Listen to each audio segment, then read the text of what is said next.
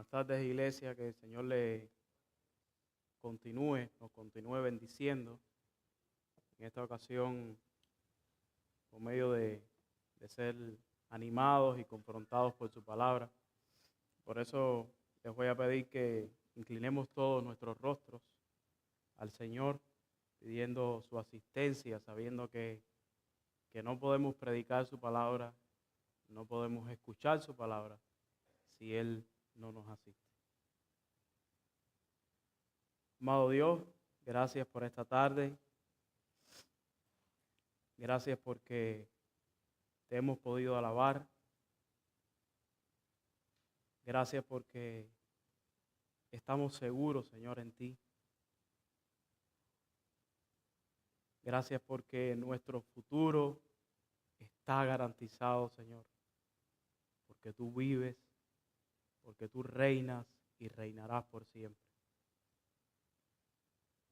Ahora, Señor, aquí estamos, hombres débiles, pecadores, clamando, Señor, implorando, Señor, que nos asista, Señor. Asístenos en esta tarde para hablar lo que dice tu palabra y asístenos, Señor, en esta tarde para escuchar lo que dice tu palabra.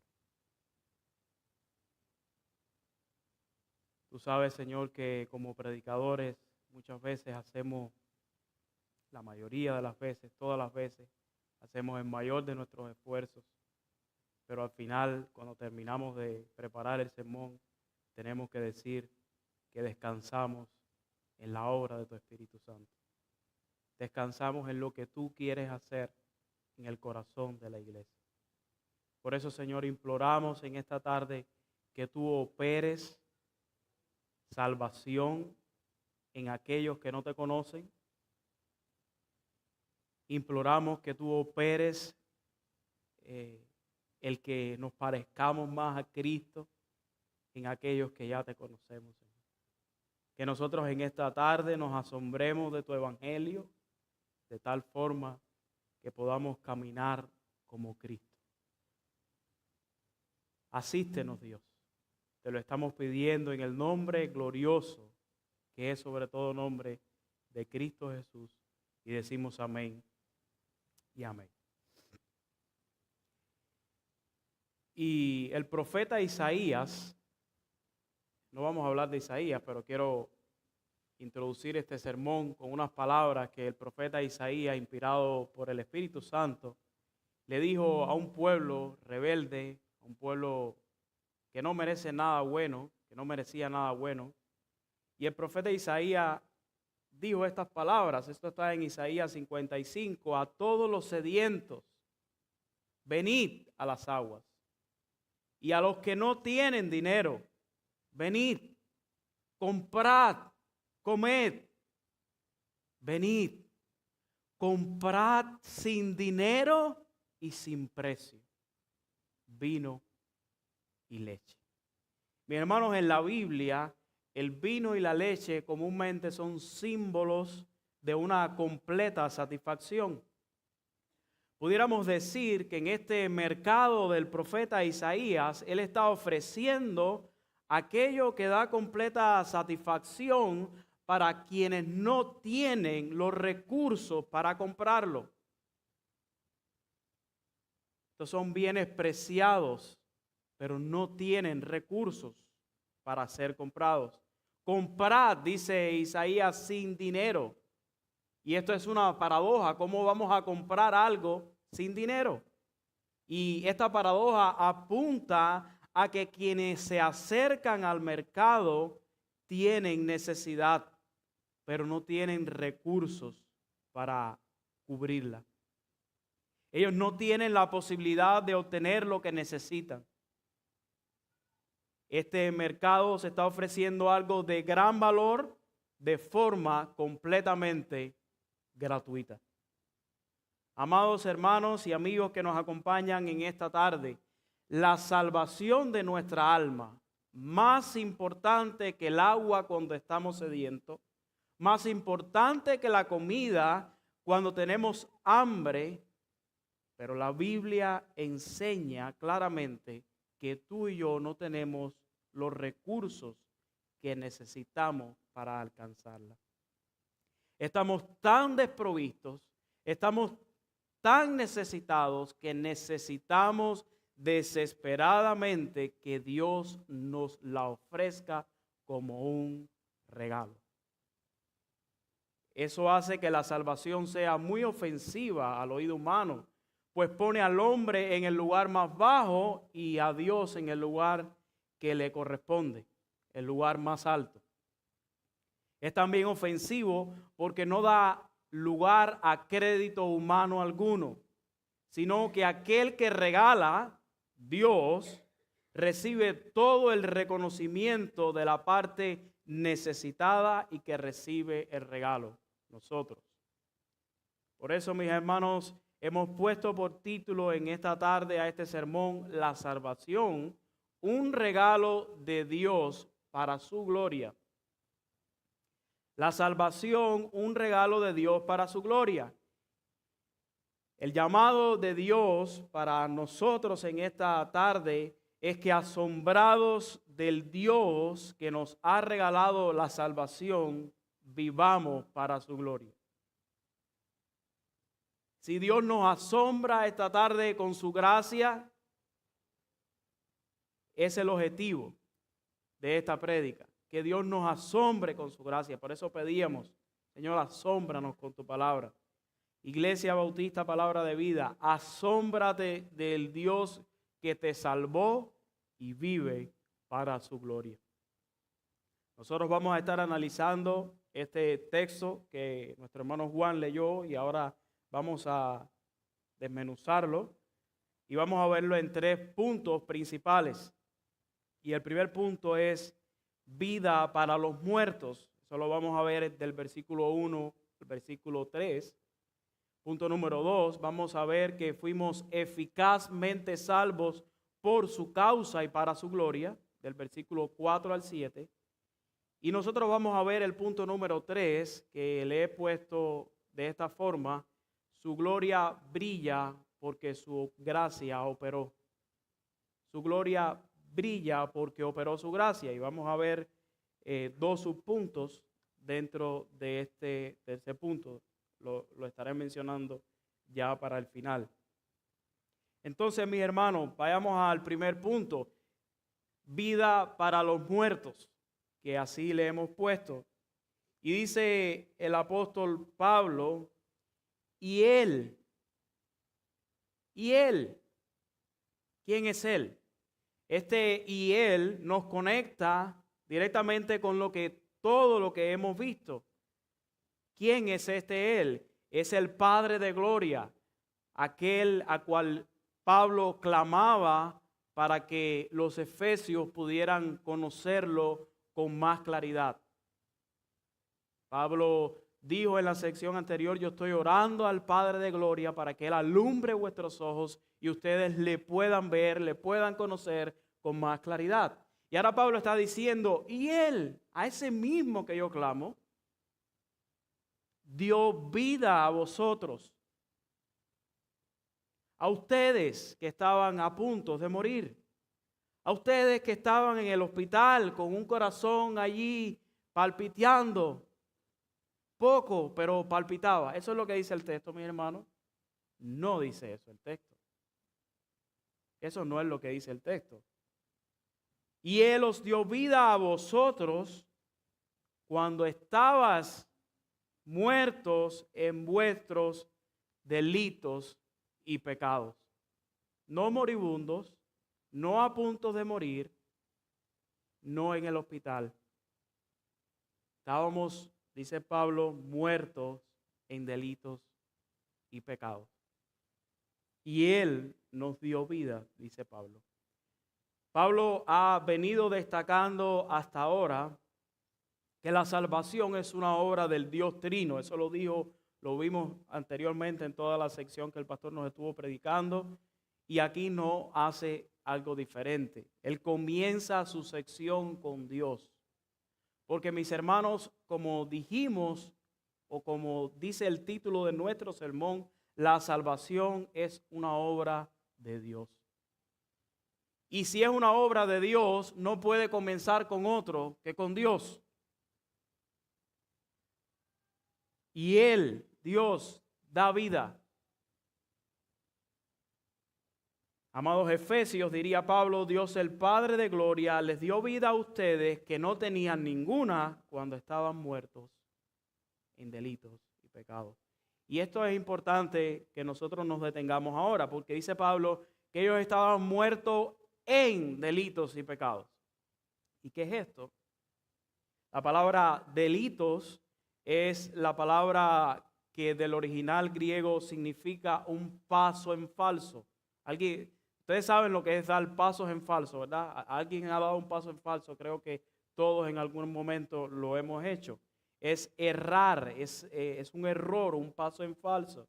Y esta palabra se usa éticamente, denota transgresión, denota desviación de la rectitud y de la verdad.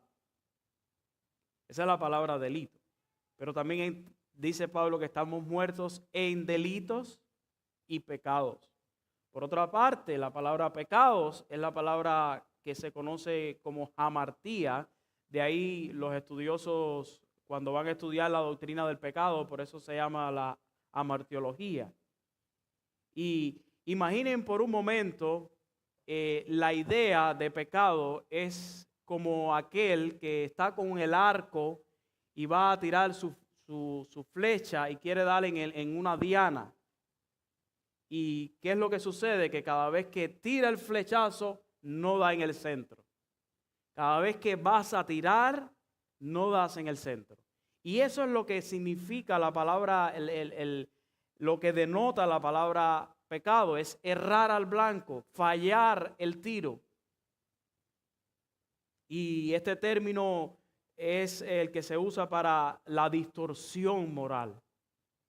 Entonces, mis hermanos, delitos y pecados en nuestro texto describe esa condición en la que toda la humanidad sin Dios está. Habla de esa incapacidad para obtener lo que necesitamos, como hablábamos al principio, la salvación de nuestras almas, el perdón de nuestros pecados.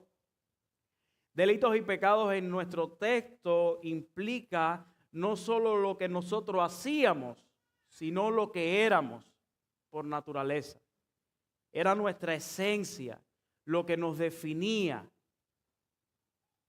Y esto se entiende de forma mucho más clara con los versículos 2 y 3 que el apóstol Pablo va a describir cómo lucen las vidas de aquellos que están muertos en delitos y pecados.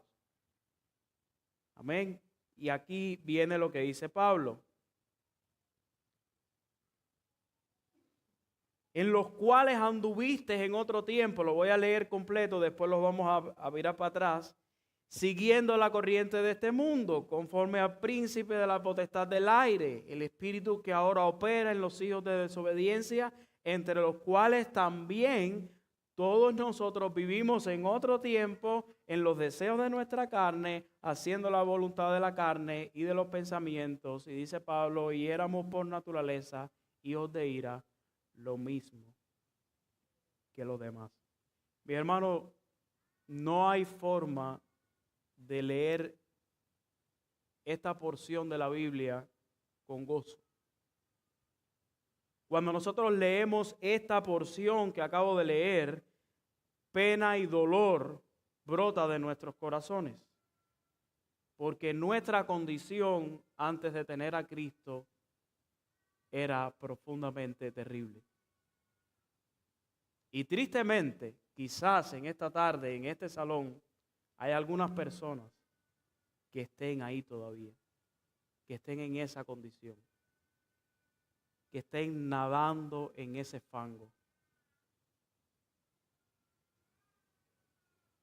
Cuando nosotros miramos esto que el apóstol Pablo nos dice en los versículos 2 y 3, a primera vista, nos damos cuenta que Pablo está haciendo algo. Y yo me puse a estudiar, y esto se llama en literatura el clima retórico. ¿Y qué cosa es esto del clima retórico? Es que el autor va conectando una idea con la otra de manera tal que aumenta la intensidad, la fuerza y la gravedad del argumento.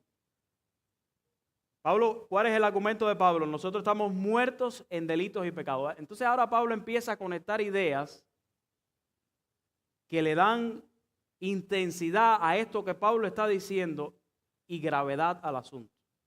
Es como dándonos a entender el asunto es grave, gravemente grave. Y vamos a verlo. El Espíritu Santo inspiró a Pablo para demostrar la incapacidad espiritual de los efesios. Para esto él va encadenando ideas que muestran que ellos en muerte espiritual lo que iban era de mal en peor. Así íbamos, mis hermanos. Nosotros íbamos de mal en peor. Y así debes estar hoy si no tienes a Cristo. Si tú estás aquí en esta tarde y tú no tienes a Cristo como el Señor y el Salvador de tu vida, solo debe estar pasando una cosa en tu vida. Vas de mal en peor. Tratas de coger esa flecha y coger el arco y dar en la diana y ¡puf! Fallas. De paso en falso, tras paso en falso. Tratas te esfuerzas, haces todo lo posible, pero vuelves a intentarlo y ¡puf! Fallas otra vez. Entonces dice Pablo, vamos a ver cómo Pablo encadena esto. Dice Pablo, muertos en delitos y pecados. Tienen que darse cuenta que Pablo coge como las últimas palabras de lo que dice y lo conecta con lo que viene. Dice, delitos y pecados, dice, en los cuales, hablando de los delitos y pecados, anduviste en otro tiempo. La palabra anduviste denota persistencia, en los cuales ustedes persistían, vivían. Dice Pablo, sigue diciendo, ¿cómo lo hacíamos, Pablo? Dice, siguiendo la corriente de este mundo. ¿Cómo es la corriente de este mundo? Conforme al príncipe de la potestad del aire. La palabra mundo, en este caso, nosotros debemos entenderla como ese sistema de ideas contrarias a Dios y que son orquestadas por Satanás, que es el príncipe de este mundo. Así lo describe el propio Señor Jesús en los evangelios. Por ejemplo, Juan 12:31 dice, ahora es el juicio de este mundo, ahora el príncipe de este mundo será echado fuera. Dice Juan 14:30, no hablaré yo más mucho con vosotros porque viene el príncipe de este mundo y él nada tiene en mí. Aquí está hablando el apóstol Pablo ahora y él está diciendo, ustedes andaban, persistían en otro tiempo en esos delitos y pecados, siguiendo el curso de este mundo que a su vez responde a los intereses del diablo. Por eso el apóstol Juan también puede decir en Juan capítulo 2, no améis el mundo ni las cosas que están en él.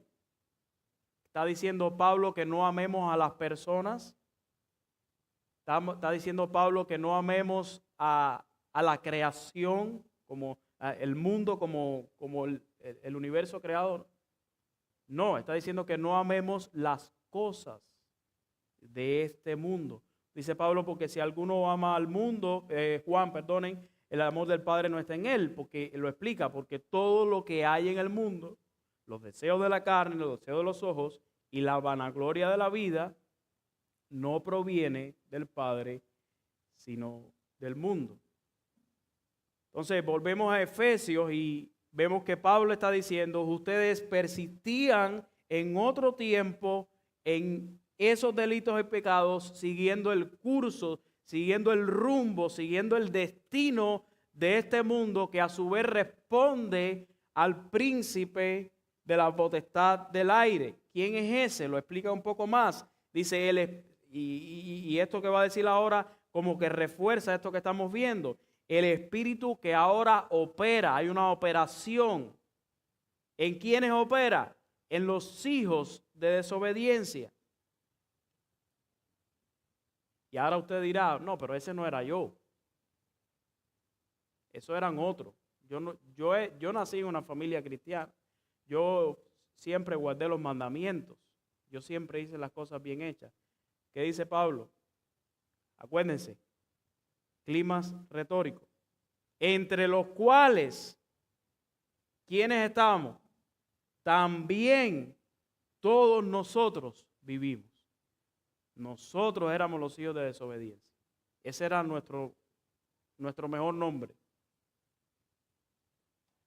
Hijos de desobediencia. La desobediencia es la palabra apeiteía, que literalmente en el griego literalmente significa obstinación, rebeldía, rechazo, dureza de corazón con todo lo que viene de Dios. Y ahora dice Pablo, hijos de desobediencia, entre los cuales también nosotros vivimos en otro tiempo.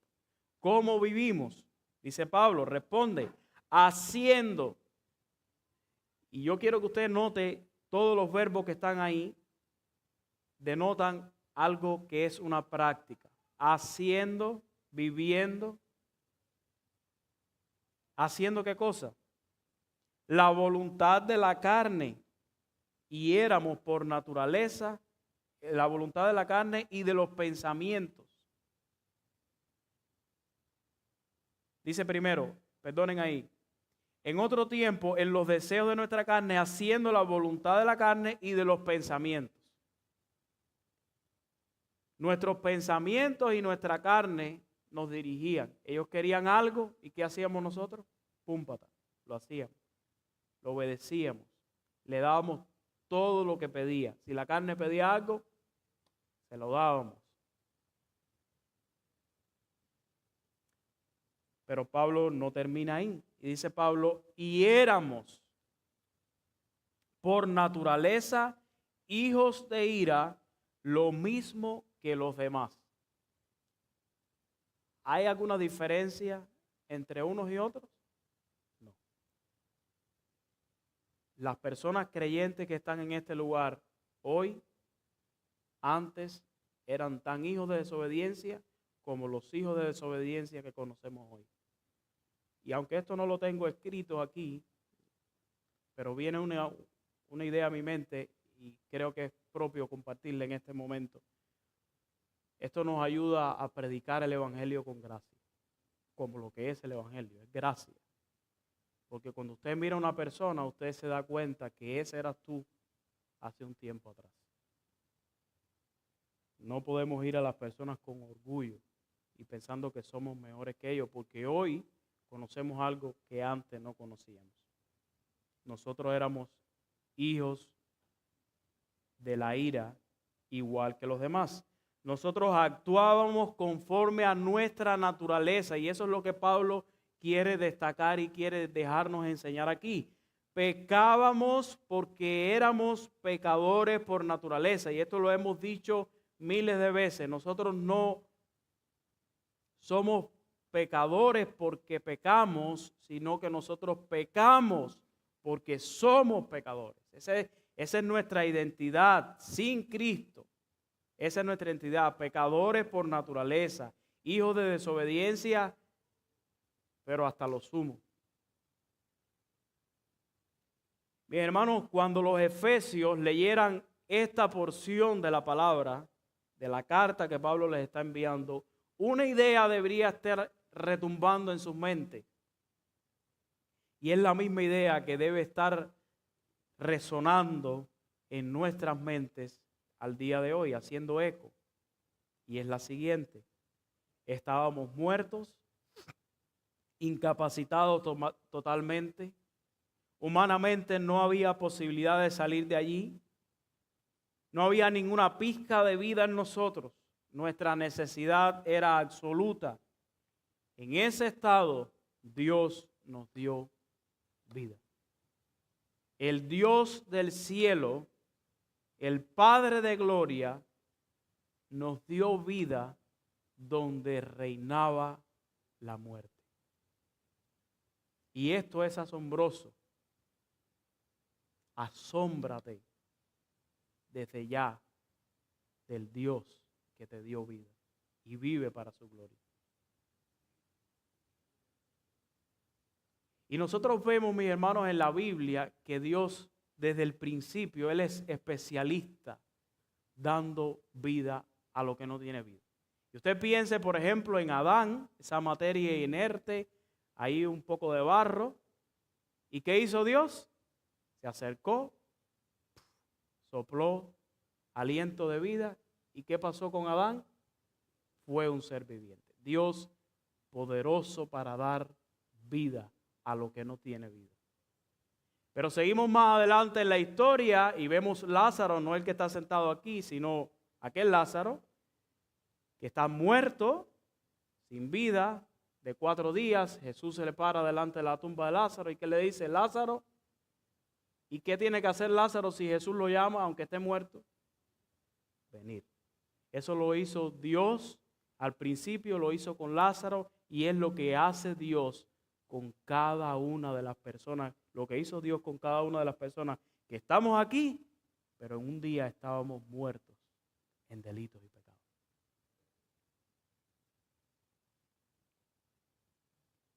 Dios da vida donde reina la muerte. Amado hermano, yo quiero que hagas un ejercicio ahora y lleva tu mente al pasado.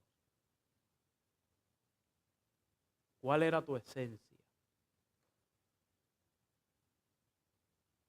¿Qué te encontrabas haciendo antes de que Dios obrara?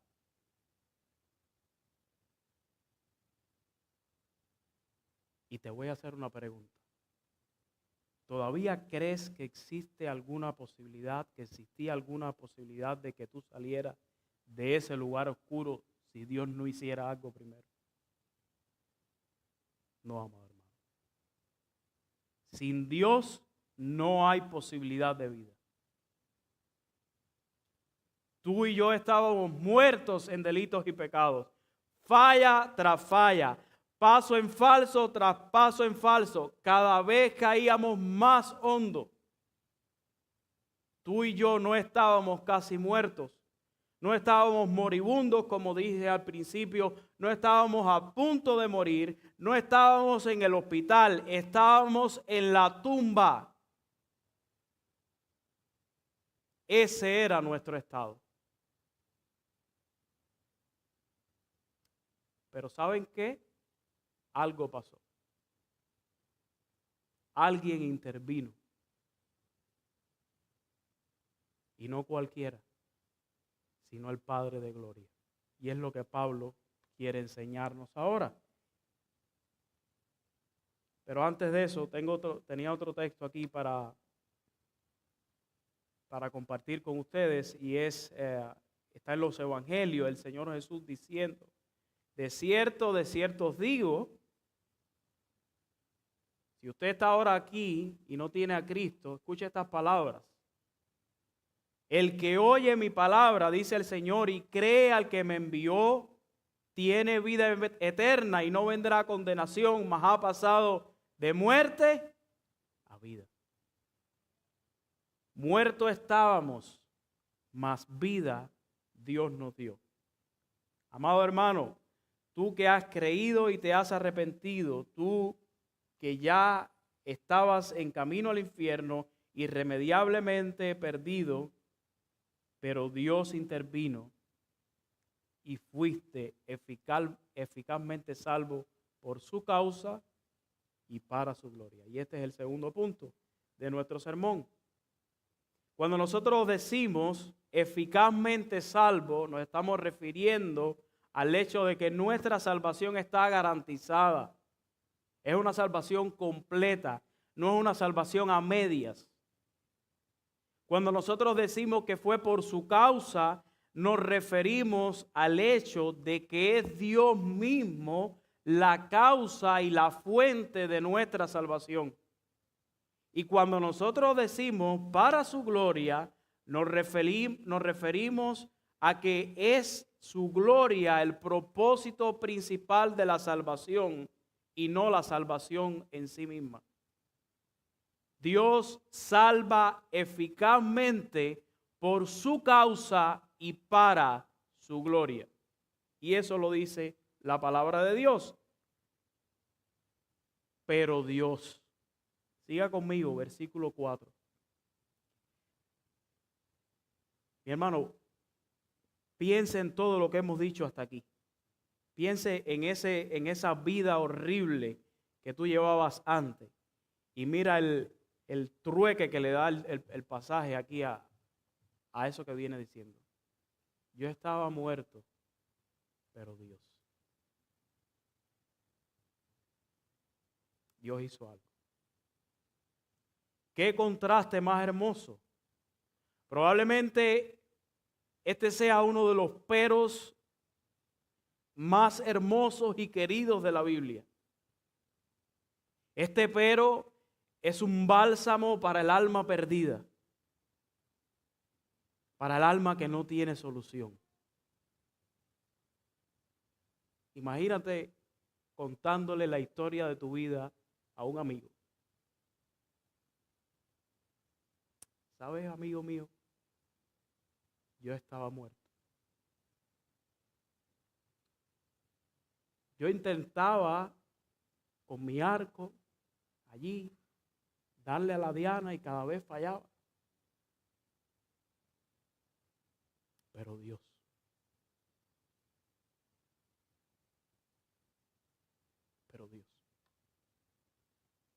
Mi hermano Martin Lloyd-Jones fue un pastor de Londres desde el año 1943 hasta el año 1968. Y él estuvo durante 8 años predicando precisamente versículo tras versículo de la carta a los Efesios. ¿Y saben cuál fue el sermón más comentado de Martin Lloyd-Jones? Fue un sermón que él hizo con esta frase, pero Dios. Todo un sermón con solamente estas 2 palabras, pero Dios. Él tituló el mensaje de este sermón, el mensaje cristiano al mundo. Y él dijo lo siguiente, voy a citarlo. Con estas 2 palabras, pero Dios, llegamos a la introducción del mensaje cristiano.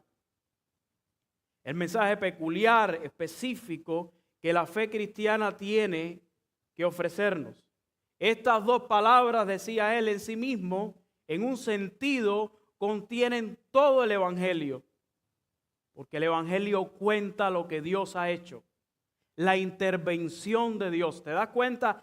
Yo iba caminando perdidamente hacia el infierno, pero Dios, ahí hay un cambio. Una intervención, algo pasó. Es algo que viene totalmente, hablando de la salvación, que viene totalmente fuera de nosotros, dice él. Y nos muestra esa obra asombrosa, maravillosa e impactante de Dios que el apóstol Pablo pasa a describir ahora. Y nos preguntamos, ¿pero Dios qué, Pablo? ¿Qué hizo Dios? Pero Dios, que Dios es rico en misericordia por su gran amor con que nos amó. Vamos a dejarlo ahí un momento. Nosotros recordemos que en la prédica anterior que nuestro pastor nos enseñaba cómo el apóstol Pablo estaba pidiendo al Padre de Gloria, ¿qué cosa? Que los efesios le pudieran conocer. Lo he repetido varias veces, pero es importante porque es que esto está muy conectado. Que los efesios pudieran conocer a Dios. Y ahora el mismo Pablo, inspirado por el Espíritu Santo, le está diciendo a los efesios, miren, ese es Dios. Miren quién es Dios. Ustedes necesitan conocerlo. Yo se lo estoy pidiendo al Padre, pero ahora se lo voy a escribir. Y quiera Dios que alumbre vuestros ojos para que lo puedan ver. Dios que es rico en misericordia.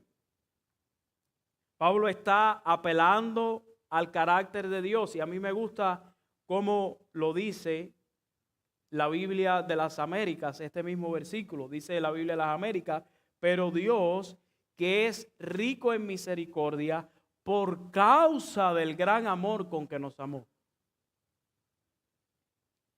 Pablo está apelando al carácter de Dios. Dios es rico en misericordia.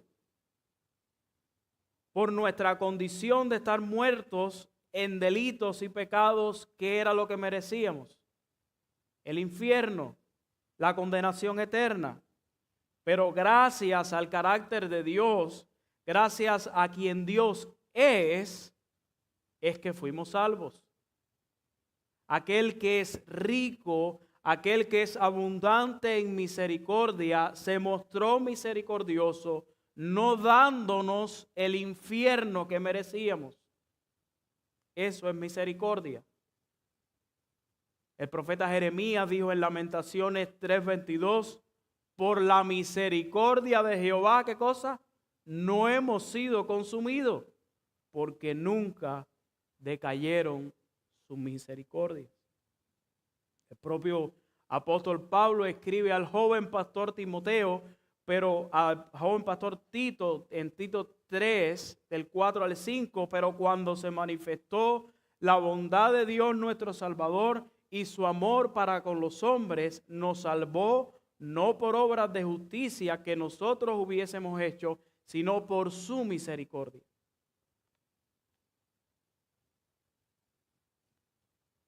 La misericordia de Dios hace que Él, o hizo que Él no nos haya dado el infierno que merecíamos. Pero no solo misericordia mostró Dios, sino que dice Pablo, sino que por causa del gran amor con que nos amó. Amados hermanos y amigos, Dios ama porque Él es amor. Esa es su esencia. Dios es amor. Y nosotros recordemos que en el griego hay 3 palabras para el amor.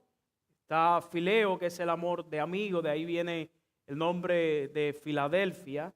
Está el amor eros, que es el amor entre cónyuges. Pero la palabra que aparece ahí no es ni eros ni fileo, es ágape, que es el amor de Dios, que es un amor completamente incondicional.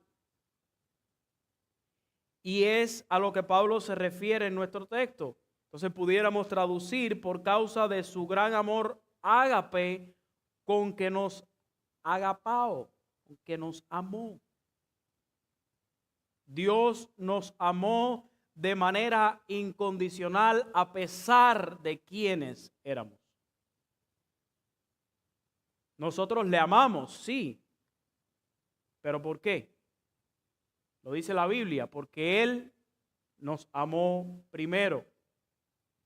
Nuestro amor por Dios es una respuesta a que Él nos amó primero. Y de eso vamos a hablar en algún momento, ya al final de nuestro sermón.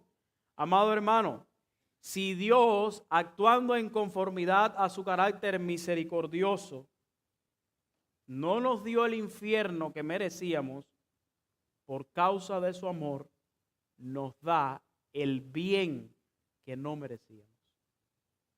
Y eso es lo que enfatiza y lo que nos va a hablar el texto, y es lo que enfatiza el versículo 2:5, el amor incondicional de Dios. Aún estando nosotros muertos en pecado. Ahí estábamos, en esa condición donde no podíamos salir. Nota aquí que Pablo es claro con lo que viene diciendo. Dios operó de acuerdo a su misericordia, de acuerdo a su amor, cuando nosotros no hicimos nada, porque de hecho no podíamos hacer nada. Porque ¿cómo estábamos? Muertos. Hasta aquí podemos decir entonces que nuestra salvación es una que descansa únicamente en el carácter de Dios. Porque Dios es que somos salvos. Porque Dios es misericordioso. porque Dios es amor. Y entonces, ¿qué hizo con aquellos que estaban muertos en delitos y pecados? Ahora Pablo lo va a decir. Versículos 5 al 6. Aún estando nosotros muertos en pecado, nos dio vida. ¿Cómo? ¿Con quién? Miren el texto. ¿Qué dice? Juntamente con Cristo. Y dice entre paréntesis, por gracia sois salvos. Me gusta también este texto como lo dice la Biblia de las Américas. Dice, nos dio vida juntamente con Cristo, por gracia habéis sido salvados. Habéis sido salvos por gracia. Y Pablo habla de la salvación de los efesios como un hecho que ya ocurrió. No es algo que va a ocurrir, sino es algo que ya ocurrió, según este texto. La pregunta es, ¿cómo y cuándo ocurrió? Dice, y Él os dio vida a vosotros cuando nos dio vida juntamente con Cristo. Estoy conectando con el verso 1. Dice, aún estando nosotros, versículo 5, muertos en pecado, nos dio vida juntamente con Cristo. Por gracia soy salvo. Quiero que me acompañen porque este texto nos va a ayudar a entender lo que Pablo está diciendo aquí. ¿Cómo y cuándo ocurrió esto de que nos dio vida juntamente con Cristo? Vamos a ir un momento, Colosenses capítulo 2, para que veamos el cuándo y el cómo ocurrió esto. Colosenses capítulo 2, versículos 13 al 15. Y dice Pablo, ahora los colosenses, pero fíjense ustedes qué similitud. Es el mismo Pablo escribiendo. No hay dos teologías diferentes. Es el mismo evangelio para los efesios que para los colosenses. Es el mismo Cristo. Es la misma salvación. Y a vosotros, estando muertos en pecados, ¿se da cuenta? Y en la incircuncisión de vuestra carne, os dio vida juntamente con Él. Lo mismo que está diciendo Pablo a los efesios. Ahora, ¿cuándo fue eso? Miren aquí en el texto. Perdonando todos los pecados, anulando el acta de los decretos que había contra nosotros, que nos era contraria, quitándola de en medio y clavándola, ¿dónde? En la cruz, despojando a los principados y a los potestades, y los exhibió públicamente, triunfando sobre ellos en la cruz. Vaya a Efesios ahora. Y dice Pablo, y Él, dice, nos dio vida juntamente con Cristo. ¿Cuándo fue esto? Mis hermanos, en la cruz. Nosotros tenemos vida gracias a la muerte y la resurrección de nuestro Señor Jesucristo. Pero específicamente en esta porción, porque nosotros vamos a ver que Pablo viene con un argumento ascendente aquí también ahora, dice, y Él nos dio vida juntamente con Cristo. ¿Cuándo y cómo? En su muerte, en la muerte de Cristo. Todo creyente, cuando Cristo murió en la cruz, estaba allí con Cristo en un sentido espiritual, porque nuestros pecados estaban siendo clavados en esa cruz, de manera tal que allí nosotros podíamos recibir el perdón de nuestros pecados. Por eso Pablo puede decir, y Él nos dio vida juntamente con Cristo. Tenemos que entender esa vida que la recibimos en la muerte de Cristo en la cruz. Pero Cristo no se quedó en la cruz, no murió solamente, sino que resucitó. Y es lo que Pablo nos va a decir ahora. Y juntamente con Él, ¿qué hizo? Nos resucitó. Y asimismo nos hizo sentar en los lugares celestiales con Cristo Jesús. Amados hermanos, Romanos 5:8 dice, mas Dios muestra su amor para con nosotros en que siendo aún pecadores, Cristo murió por nosotros. En Cristo Jesús y por la operación del Espíritu Santo, Dios nos dio vida, nos resucitó, y no solamente eso, sino que dice, y asimismo nos hizo sentar en los lugares celestiales con Cristo. Y esto habla, mis hermanos, de una eficaz salvación. Porque para Dios ya tú estás sentado con Cristo en el cielo. Eso habla de una eficaz salvación. No hay posibilidades de que aquellos que han sido, que Dios le haya dado vida, no estarán reinando con Cristo. No existe esa posibilidad. Ya para Dios, la salvación tuya es un hecho.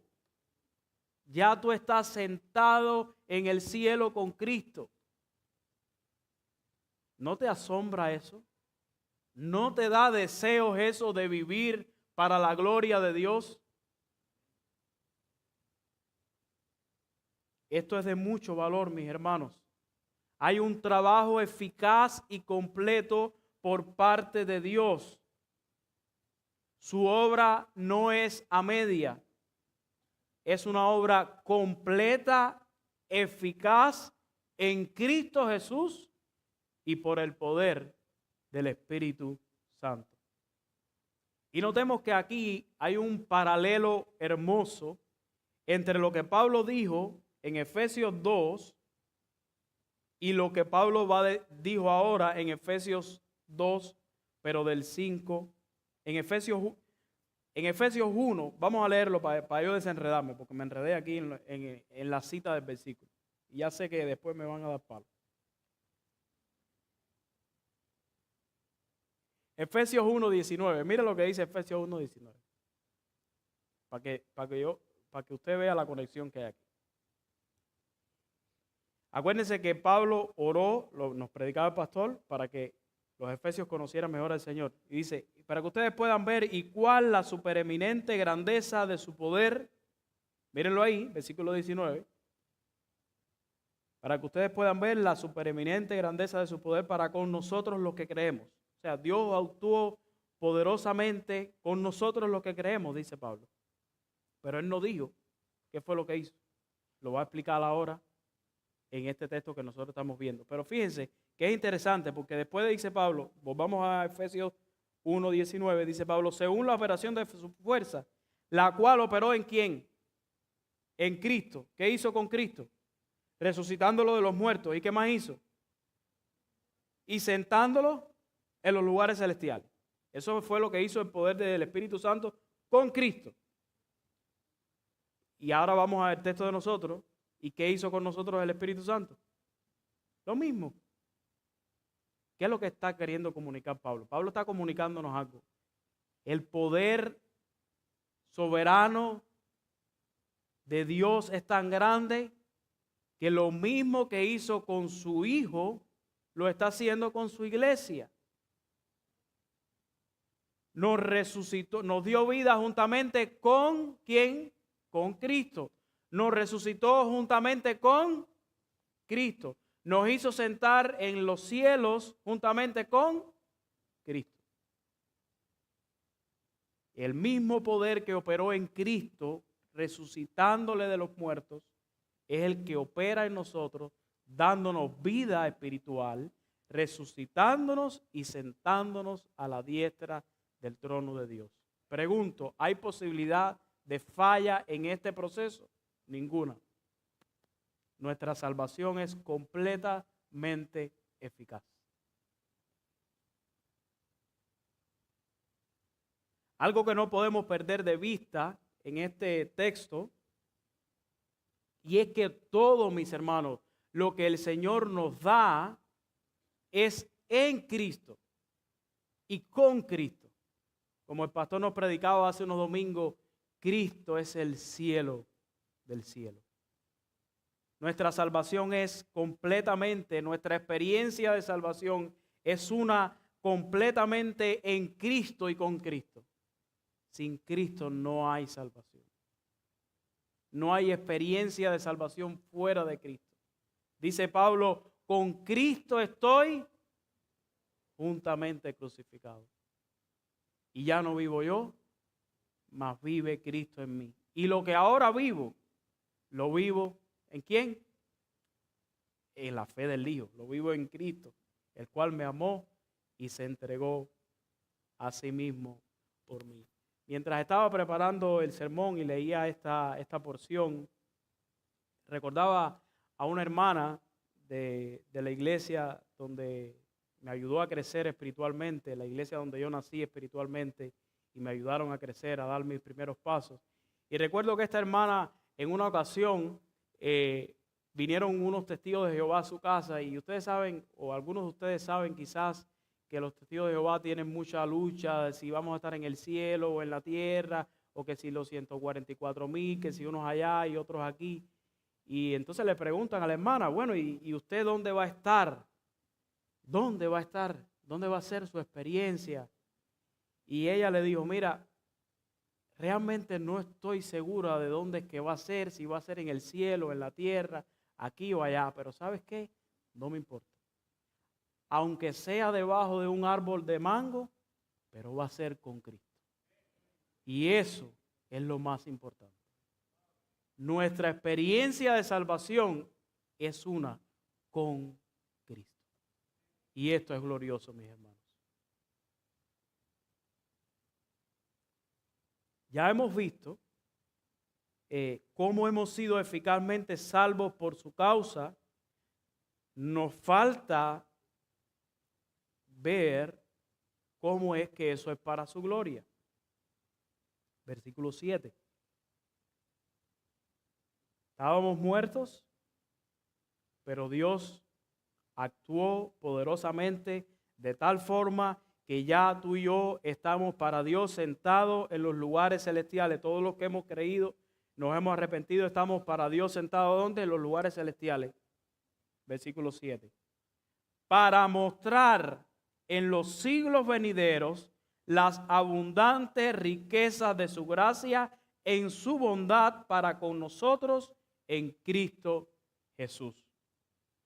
Mi hermanos, la palabra mostrar es como dar a conocer, es exhibir. Imagínense un museo, pero ahora aquí no estamos hablando de cualquier museo, sino que en el museo de la eternidad, porque el texto dice por los siglos de los siglos, y es lo que se refiere ese término muy común en la Escritura, refiriéndose a ese periodo de tiempo por la eternidad.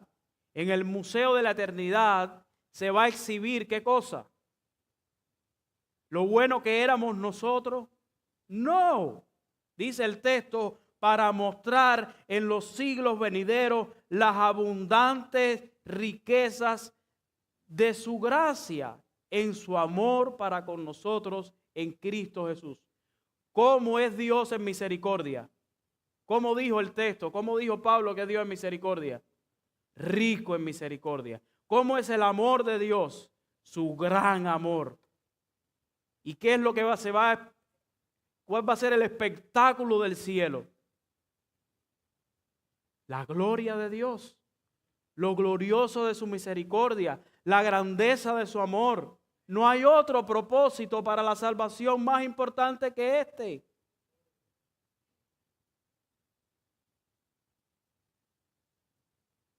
Dios siempre será recordado, alabado, porque nos ha mostrado los tesoros de su gracia por medio de Cristo Jesús.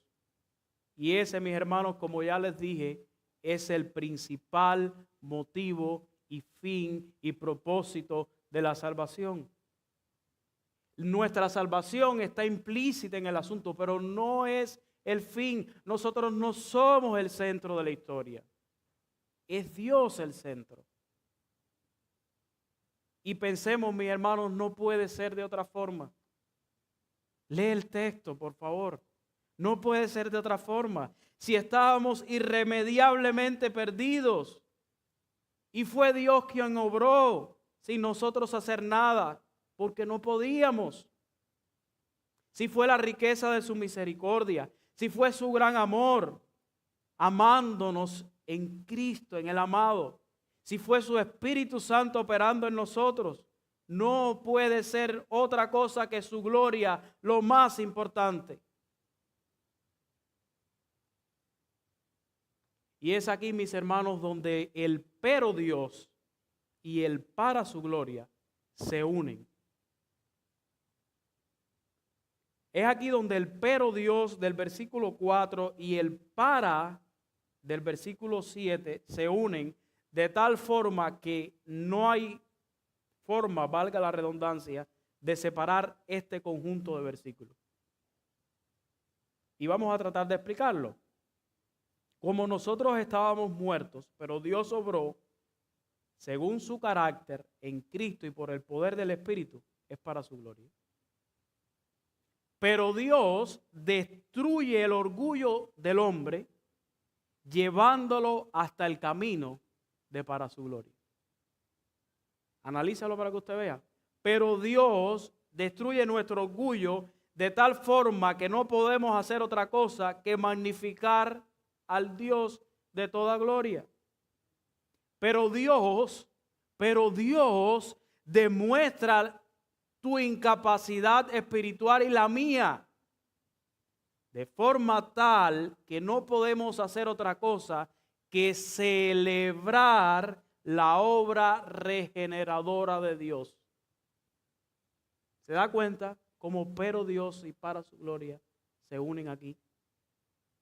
Amados hermanos, ¿cómo no asombrarnos del Dios que nos ha salvado por pura gracia? ¿Cómo no asombrarnos de ese Dios y vivir para su gloria? Y vivir para su gloria. Ya hemos visto hasta aquí que hay vida para los muertos espiritualmente. No son todos los muertos espiritualmente. Quiero aclarar, no era el objetivo de este sermón, pero quiero aclarar. Pablo dice en el texto, y él dio vida a vosotros. ¿A quién da vida? A vosotros. ¿Quiénes son vosotros? Vaya atrás, aquellos que el Padre escogió, ¿desde cuándo? Desde antes de la fundación del mundo. Y esto hace que esto sea más grandioso todavía. Ya hemos visto que hay vida para los muertos espirituales, que estos muertos espirituales son eficazmente salvos por causa de Dios y para su gloria. Y esto nos lleva al último punto de nuestro sermón, y es que donde su gloria brilla, porque su gracia operó. Vamos a tratar de explicarlo. Su gloria brilla porque su gracia operó. Lo que Pablo hace en esta sección es dar dos razones de por qué inequívocamente la salvación es para la gloria de Dios. Con dos porqués, Pablo nos demuestra que la salvación del creyente, digamos la justificación, por así decirlo, y la santificación, ese proceso donde el creyente cada día se parece más y más a Cristo, apuntan a la gloria de Dios. Apuntan al Dios que ha obrado por gracia. Entonces, versículo 8 y 9, porque por gracia soy salvo. Un texto sumamente conocido, citado, pero quizás que muchas veces no se entienda correctamente. Porque por gracia soy salvo por medio de ¿qué cosa? De la fe. Y esto no es de vosotros, pues es don de Dios, no por obras para que nadie se gloríe. Mis hermanos, miren, si usted pudiera resumir esto, Pablo te diría, mira, es para su gloria, porque fue por su gracia. Ya, eso es lo que Pablo está diciendo ahí. Es para su gloria, porque fue su gracia la que actuó. Porque por gracia soy salvo. La palabra gracia es el favor inmerecido de Dios hacia el pecador. Es esa acción benevolente de Dios hacia nosotros los pecadores. La palabra salvos es la palabra que denota liberación, salvación, rescate. Y todas esas palabras encierran lo que Dios hizo por nosotros. Él nos rescató, Él nos liberó, Él nos salvó. Esa es la idea. Dios nos liberó de nuestra condición, que estábamos muertos espiritualmente, solamente por su favor inmerecido. Y esto es por medio, porque no podemos confundir las cosas. ¿Por qué somos salvos? Por gracia, dice. Ahora, por medio de la fe. No cualquier fe, sino una fe en la obra y la persona de Cristo Jesús. Y algunos pudieran decir aquí, pero bueno, yo entiendo que es por gracia, pero yo tuve fe y Dios vio mi fe. Y cuando vienes a ver, esas personas tienen fe en la fe. Entonces, espérate un momento, no es así. Dice aquí, la salvación es por gracia, por medio de la fe. La fe es el medio, es el conducto, pero no es en sí mismo nada. De hecho, la fe no es una obra. ¿Qué es la fe, mis hermanos? La fe no es una obra. El que actúa con fe es que no tiene nada. Tú no hiciste nada. Tú lo que abres las manos y dices, aquí estoy, yo estoy perdido. Hasta ese momento tú no has hecho nada. Yo no tengo nada que ofrecer. Eso es lo que hace la fe. Pero aún así, si tuviéramos duda y si nos pusiéramos a filosofar ahora con el tema de la fe, el texto no deja que eso pase. Porque dice Pablo, y esto, ¿de qué está hablando ahora? De la fe. Y esto, o sea, y la fe, por si tienes duda, ¿qué cosa es?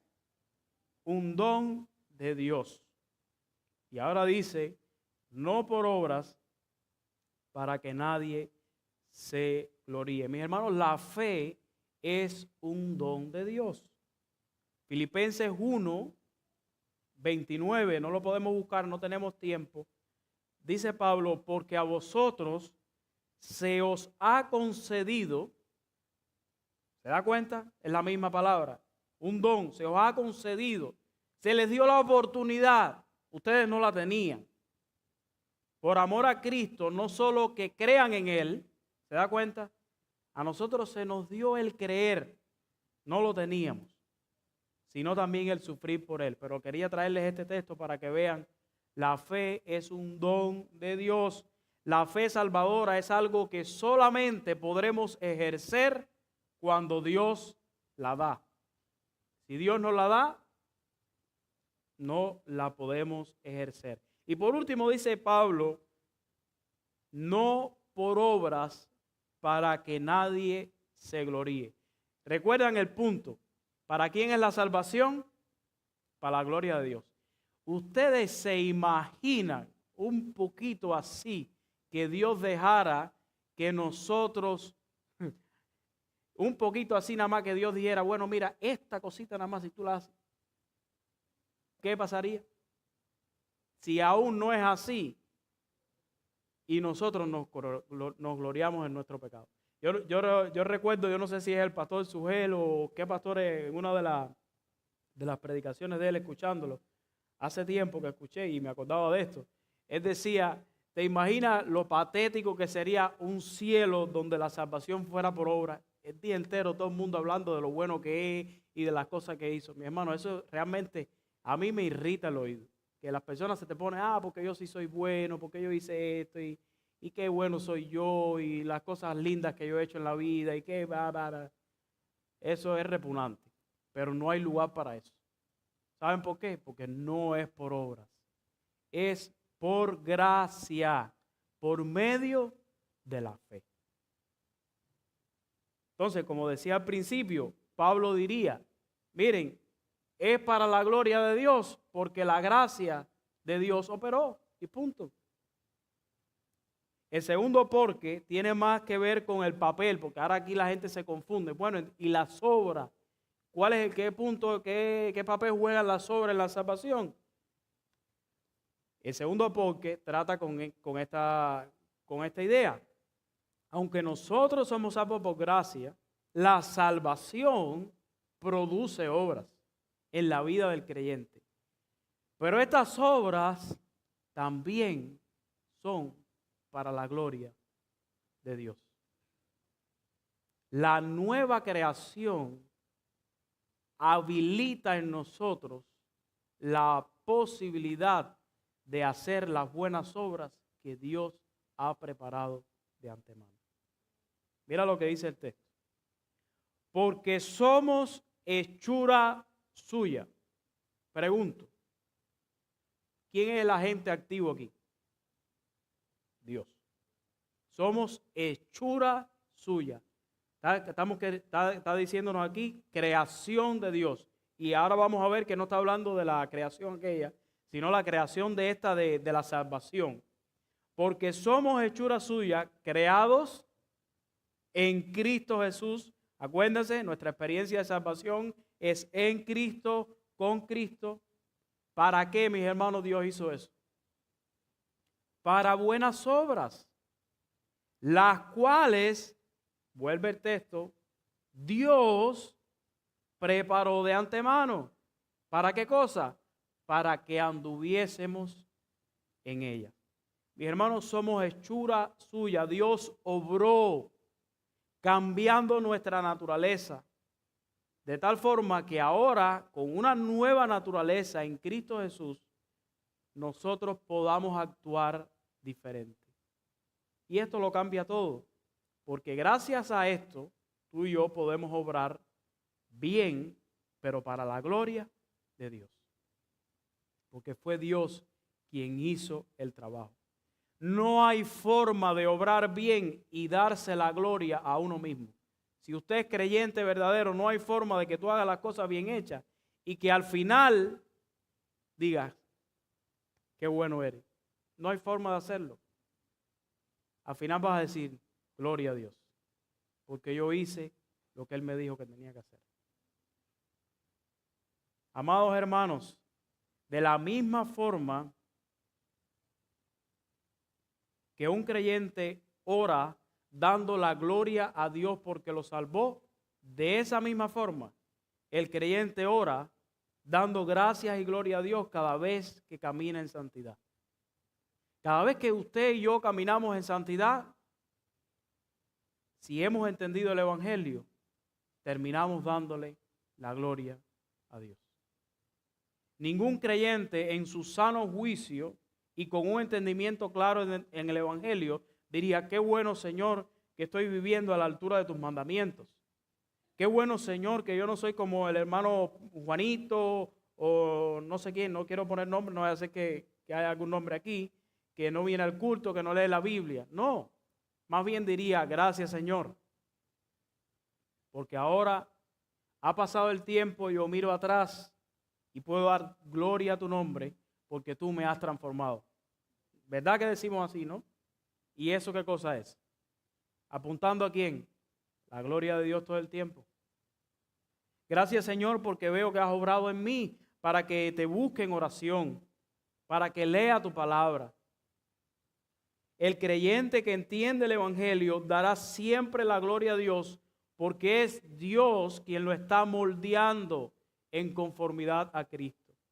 El creyente que entiende el Evangelio dará siempre la gloria a Dios porque puede andar en las buenas obras que Dios preparó de antemano. Algunas aplicaciones finales para los creyentes y no creyentes en esta sala. Creyentes, hermanos, Iglesia Bautista Palabra de Vida. Asómbrate del Dios que te ha salvado a ti cuando estabas irremediablemente perdido. Asómbrate. Solo cuando miras al pasado, quién eras, puedes estar profundamente asombrado del Dios que te ha salvado por gracia en Cristo Jesús. Cuando miro quién era y cómo Dios me ha salvado, ¿saben qué? Me negaré al orgullo porque sé que no merecía estar donde estoy y que no soy mejor que los demás. Cada vez que hay una pizca de orgullo en ti, recuérdate el Evangelio, por favor. Cada vez que creas que eres mejor que un hermano tuyo, recuérdate el Evangelio, por favor. Cuando miro quién era y cómo Dios me ha salvado, el asombro y la contemplación a Dios no serán solamente algo que tengo en mi mente, sino una fuente de donde brotarán buenas obras para la gloria de Dios. Mis hermanos, las buenas obras son para que andemos en ellas. Pero ¿sabes cuánto más vas a obrar por el Señor? Cuanto más asombrado estés de Él. Amados hermanos, si bien es bueno recordar nuestro pasado para caer de rodillas asombrados del Dios que nos ha salvado, nuestro pasado, y atentos bien con esto, ha de ser solo una memoria y no el lugar donde vivimos hoy. Nuestro pasado debe ser solo una memoria que nos lleva a arrodillarnos y darle gracias a Dios, pero no el lugar donde tú y yo vivimos hoy. Nuestro texto presenta un rico contraste entre lo que éramos, lo que nos definía y lo que ahora somos. ¿Qué éramos? Hijos de ira, hijos de desobediencia, igual que el resto. ¿Pero qué somos ahora? Lo acabamos de leer. Hechura suya. Fíjense cómo dice el texto. Éramos, ¿y qué dice el versículo 10? Porque somos, ya hay cambio, mis hermanos. Ya tú no eres un hijo de ira. Ya tú no eres un hijo de desobediencia. Tú eres hechura suya. Vive como tal. Pregunta para ti hoy, ¿estás en Cristo? Si la respuesta es sí, vive como Cristo. Vive como la nueva criatura en Cristo que eres. No vivas en el pasado. Vive en las cosas nuevas. El mismo Pablo que le dijo a los mismos Efesios 4:24, en algún momento vamos a llegar ahí, y vestidos del nuevo hombre, creados según Dios en la justicia y la santidad de la verdad. Vístanse del nuevo hombre, dice Pablo. Segunda de Corintios 5:17, de modo que si alguno, ¿qué pasa? Está en Cristo, ¿qué pasa? Nueva criatura es. Las cosas viejas pasaron, solamente una memoria del pasado que nos debe ayudar y reflexionar en el Dios de la gracia. Pero he aquí, todas son hechas nuevas. La palabra de Dios es clara. Nosotros somos hechura suya, somos nuevas criaturas en Cristo Jesús para andar en buenas obras. ¿Estás caminando en las buenas obras que tu Dios preparó para que andaras en ellas? Amado hermano, Iglesia Bautista Palabra de Vida, las buenas obras, estamos hablando de asombrarnos de Dios, ¿verdad? Las buenas obras son la expresión más correcta del asombro por el Dios que te ha regalado la salvación. Las buenas obras son la expresión correcta de adoración y asombro ante un Dios que me ha salvado gratuitamente en Cristo cuando yo estaba irremediablemente perdido. No creyentes que están aquí. Si estás aquí sin Cristo, hay una mala noticia, muy mala, que darte. Estás irremediablemente perdido, eso es lo que dice la Biblia. No puedes hacer nada para salvarte.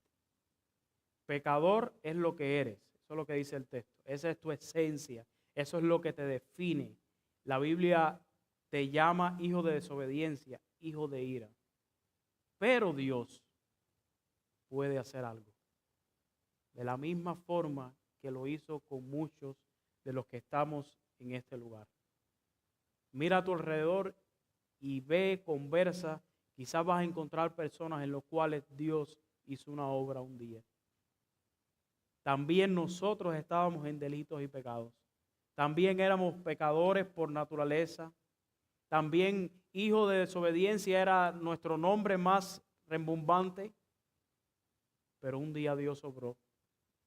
Y ese Dios puede obrar también en ti hoy. Solo el poder de Dios en Cristo Jesús puede operar salvación en ti. Así que arrepiéntete de tus pecados y cree en Cristo hoy. Cree que vivió por ti, que murió por ti, que resucitó y que hoy está sentado a la diestra de Dios. Y solamente así serás salvo.